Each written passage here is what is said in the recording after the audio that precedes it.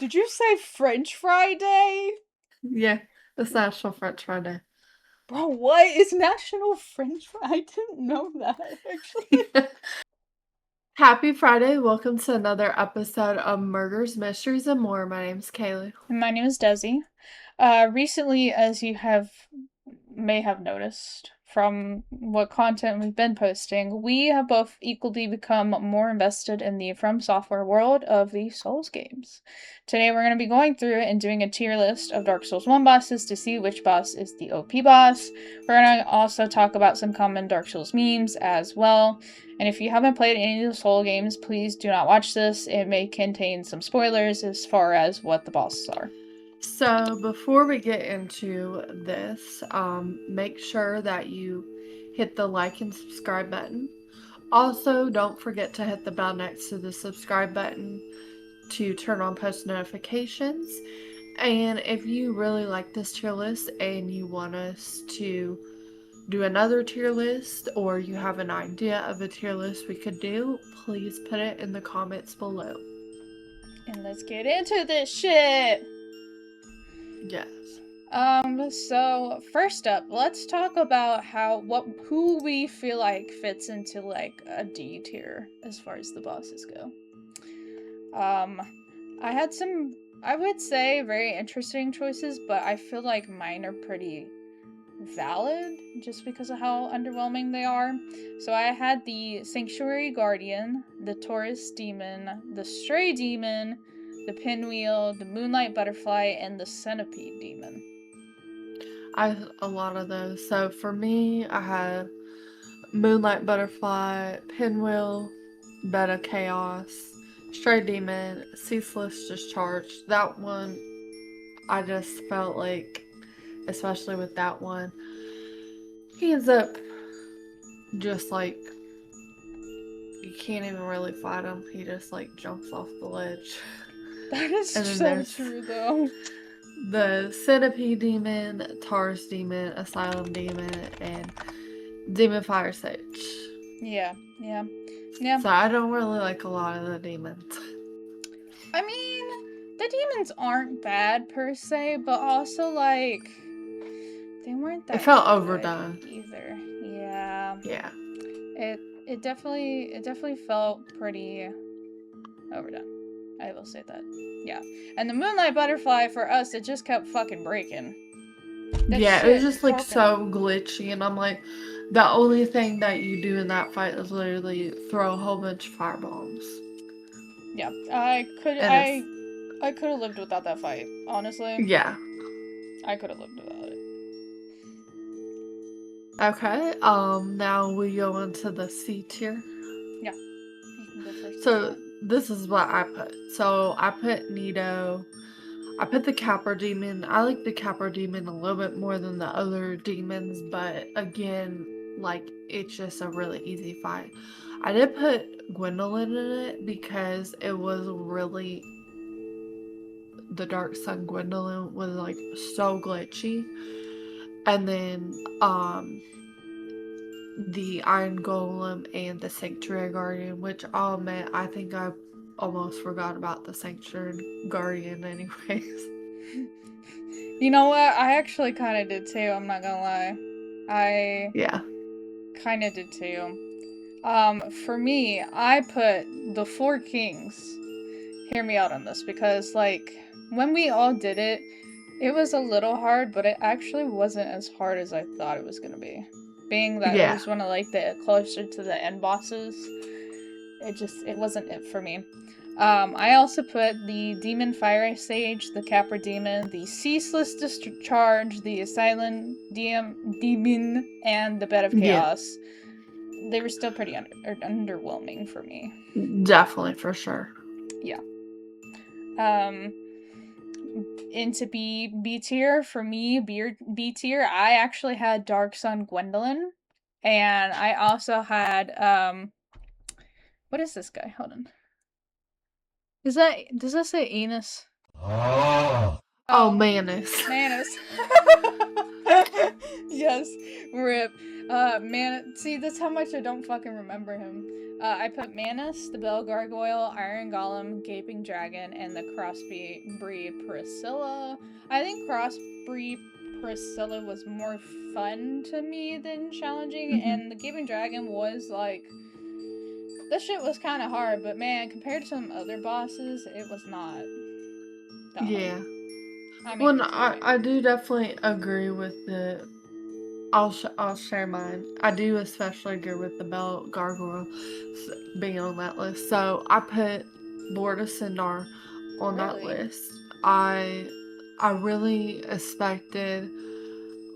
I get the concept that over time, you know, he gets weaker. But again, like I'm like, this is a lore. Like it just felt so underwhelming for me. And then I put the Four Kings. I put Seath. I feel like Seath could definitely have been a little bit more cooler. Like the concept's really cool, but like it was still not, it was missing something. And I put the Bell Gargoyles because it was a good beginning fight, but again, like it's like there's a lot better bosses. And then I put Ornstein and Smo on that. Really? You put Ornstein and Smo in B tier? Yeah. Okay, interesting. I went with a different approach. A lot of those that you put in B tier, I actually put in a different tier. So that's kind of crazy. It Actually, is. yeah, that's kind of crazy. Um, yeah, for me, yeah. A tier wise, I put like Artorias. Yes, he is a good boss, but also I feel like when we did go to fight him, we just ganged up on him and just killed him like so fast, and it was just kind of like, okay, I expected there to be like a second phase or something else, but he just died. So I was kind of Yeah. disappointed. I'm not gonna lie. Ornstein and Smo, I thought that was a decent enough fight. I put Gwyn because yes, he is a little weaker, but also still, I think it was more of like not like how hard he was to fight. I think it was I more guess based like off the how lore. like the lore Yeah. and how cool he looked and what he could do despite everything was pretty cool. And then I put Sif because he was just a cool looking boss. I don't know, he looked so pretty. He was just so pretty. So for mine, I did put Seath. Okay. Um, I ended up putting him on S tier because I'm like, it's an animal. I don't want to kill a, a That's true. wolf. But Yeah. I really did like him. I did like Priscilla. I think it was just I really liked the lore behind her and the music. Fair And enough. then I end up putting Quaylag on A tier. Them teddies and just like the stuff she could do. And then I ended up putting the gaping dragon on the A tier. Okay. Okay. I get that. I can see that. Yep, It was just kind of a different perspective for me for that fight, I think. that makes Generally. sense. Yeah. Generally. Yeah. And do you want to do your S tier first, or do you want me to do my S tier? I was gonna let you do it. Okay, so for me, I do like Artorias the Abyss Walker. I liked him so much that when I wrote, because I'm writing a Dark Souls campaign, when I did a one shot, I actually ended up using the Sass of Artorias because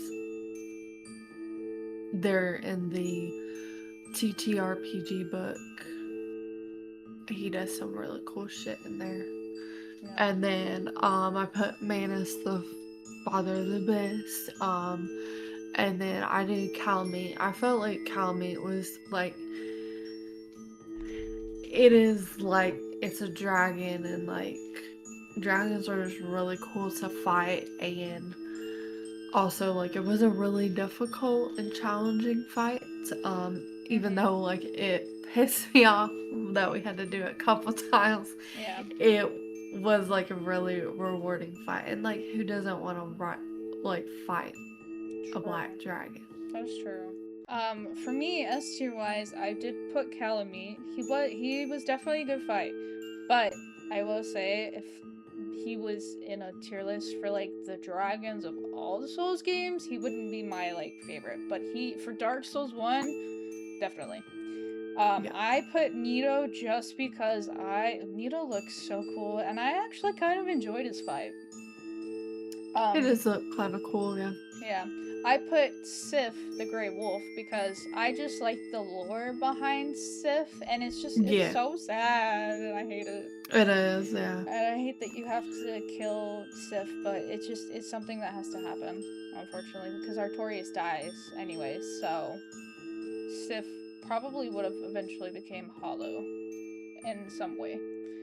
And then I put Quelaag because my girl got titties and Yeah. she can like shoot out fire at you and she be melting the floor with her lava and shit, and she's got a spider butt, so like She got some really cool bits. she They did. they did She a did. really good job with her. Yeah, I like Quelaag. I honestly I hope they bring her back, and like if they make more Souls games, I hope they bring her back. That would be kind of cool. I would like to see That'd be Quelaag really again. cool. But I know like they probably won't because of lore reasons. So And yeah, yeah, she also kind of inspired me too. yeah, yeah, Like a lot of these did. yeah. There's a lot of good like inspirational bosses in Dark Souls 1, but I feel like, and I'm gonna keep saying this over and over, Dark Souls 3 bosses are just so fucking different than Dark Souls 1, so I kind of felt underwhelmed by a lot of them. Same with like Elden Ring bosses too, which I mean like is a given for how newer Elden Ring is and stuff. Yeah, that's true. But yeah. Um, Time to talk about memes. Oh yeah, and before that, if you guys have played Dark Souls 1, feel free to put, you could make your own tier list, or you could in the comments below feel free to put your favorite boss and why, and your least favorite boss and why. Yeah, yeah. So on to memes. On to memes. Insert meme like right here, right here. The first meme is who would win, Gwen or Shield? I That's a really mean, good meme. that is a good meme actually. I feel like it could go either or, realistically. Yeah, it could. Or it If could you Gwen. Now we'll say, like, in the Gwen fight, he does hurt. Yeah, he does hurt, especially when he grabs you. My god, help me. Please help me. He does hurt.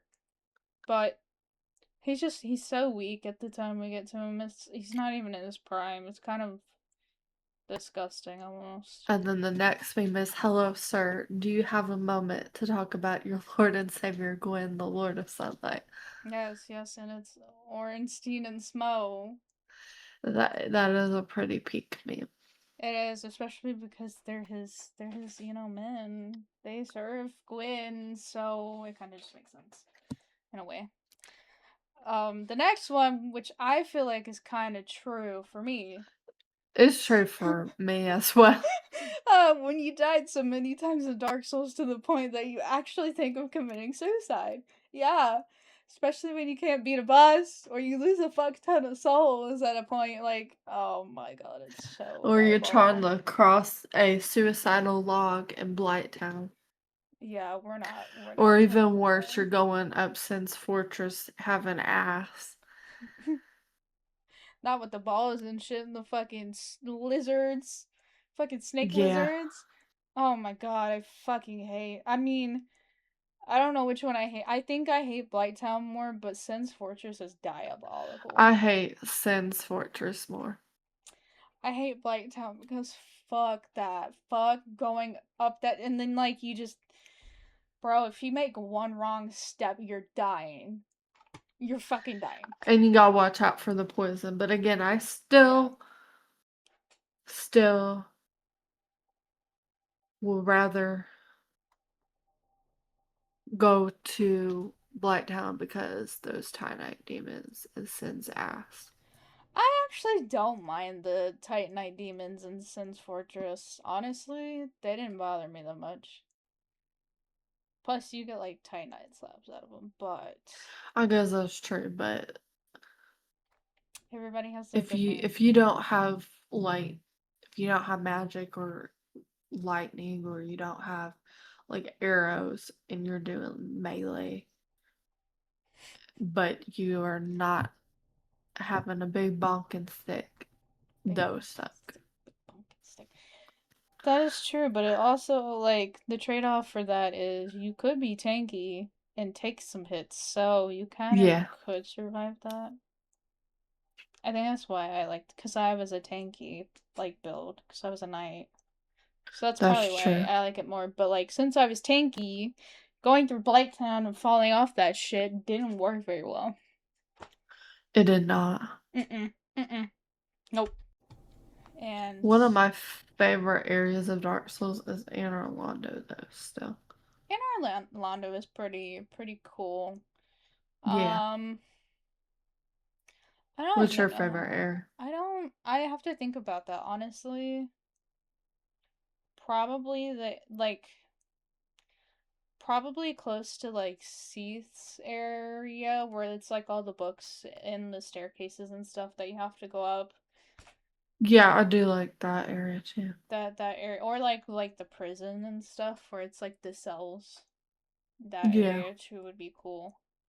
Um or even I mean, even though I like died a whole bunch, like the trees where you're traveling down into like the mushrooms closer to the end of the game. Yeah, the mushroom people, The yeah. mushroom, bro, them mushroom people would be I fucking. also liked the Well, crystal area. that was My cool. only thing though is it does suck when you die. But I will say it did inspire me for my campaign. Yeah, yeah, I can see that. I can totally see that. Yeah, yeah, it's a very pretty area. The And yeah, I like the crystal golems. crystal golems are pretty cool, honestly. Yeah. Yeah.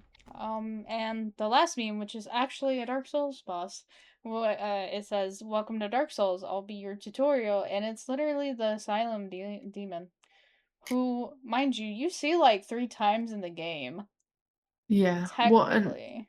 it's a pain in the ass when you fall. Yeah, yeah, yeah.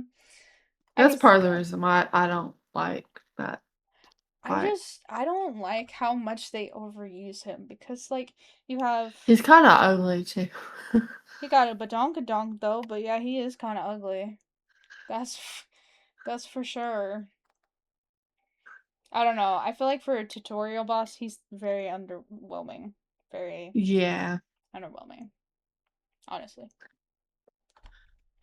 Anyway, so thank you for listening to our TED Talk on Dark Souls, and I would still definitely rate the game a 10 out of 10. I haven't played 2 or 3 yet. Would love to someday, and same with Elden Ring. But so far, the Dark Souls one has really captured me. And that's Honestly. especially thanks to my friends and Jacksepticeye because I watched a video of him doing a playthrough and he was really passionate about it and Yeah. it helped get me hooked. I have our friend Joseph to like help think for getting me Yeah, hooked to the him Souls too. games because Yeah. it literally started out as a joke and I was like, okay, yeah, let's commit to this. And then we got into it and I just can't stop. Like now we're on to Demon Souls in the time in between waiting to do Dark Souls 3. So like that kind Both him of and you also convinced me. yeah. Well, I mean, And it's crazy yeah. because I'm not gonna lie, when I first was think when we first mentioning playing, I was like, oh gosh, I don't know if I'm gonna like this. But then I was like, you know what, I'm gonna be open. And I watched Jacksepticeye, and then we found the TTRPG book, and then start playing, and then fell down the rabbit hole, and now a Dark Souls fiend. That's how it starts though. Like you don't think you're gonna like it, and then you do like it, and then you can't. It's like, when you get It's addicting. tattoos and you get your first tattoo and you're like, okay, I gotta get more. And it just keeps go or like piercings or anything like that. It's kind of like that. Just an addiction that you can easily like delve into, I would say. I'm interested to see once I play Dark Souls 3 which one I like more. Because I've heard some people they're Dark Souls 1, Dark Souls 1, and other people they're Dark Souls 3, Dark Souls 3. Yeah, yeah. As one of those people, I can confirm Dark Souls 3, Dark Souls 3. After playing, like, even though, mind you, I'm wearing a Melania shirt from Elden Ring, Dark Souls 3 still has my attention, and I'm so excited to play it, and I think you guys are gonna like it, especially this one boss that's in the DLC that I can never stop talking about, and people know who he is. He fucks, man. He's hard, but he's just so fucking cool. I don't know. But the more you know about Dark Souls, the more you know. Make sure you tune in next time for another cool ass video. And as always, remember to keep your eyes open. Like, legitimately super glow them hose open, because especially if you're gonna play any Souls game, otherwise you're gonna get jumped like you're in Chicago and lose all 80,000 souls, and you're just gonna wanna go jump out the window. Yep, Yeah. but let's not do that. Yeah, no, that might be expensive.